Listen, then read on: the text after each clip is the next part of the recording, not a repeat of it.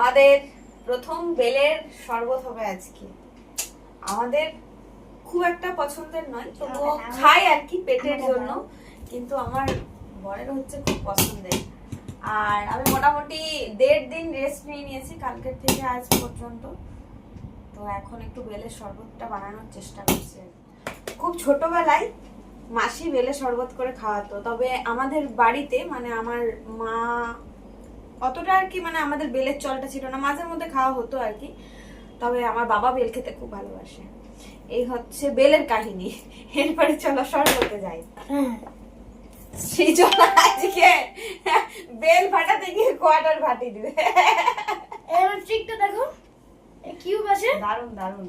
এই দেখো মা, এখানে একটা কিউব বানিয়ে নিয়েছি। আচ্ছা, এই কিউবটাকে বের করলে বাহ, বেল দেখা যাচ্ছে, হাতে লেগে যায়, খুব হাতে লেগে যায়। ক্রিকেট ক্লাস আছে। এই দেখো আমার ট্রিক, মা দেখো। দারুন দারুন।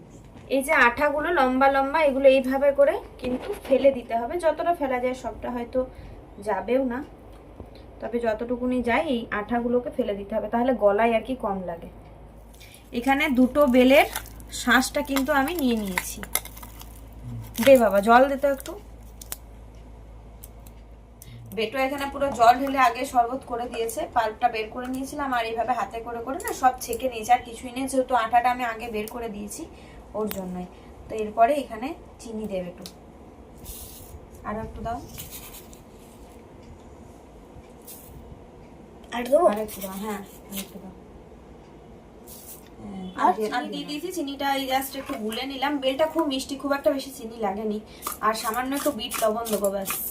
এই বাস বাস অত দিও না, লাগে বেরি।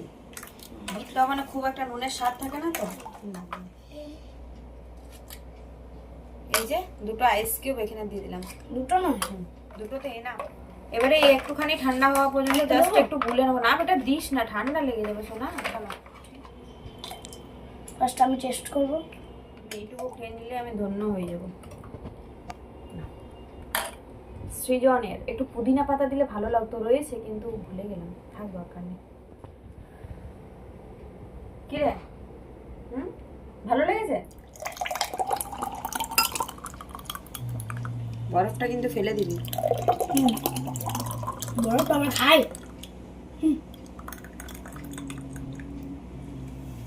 এটা আমাদের দুজনের জন্য। চলো আবার টেস্ট করি। দারুণ হয়েছে, বেলটা টেস্ট খুব সুন্দর। না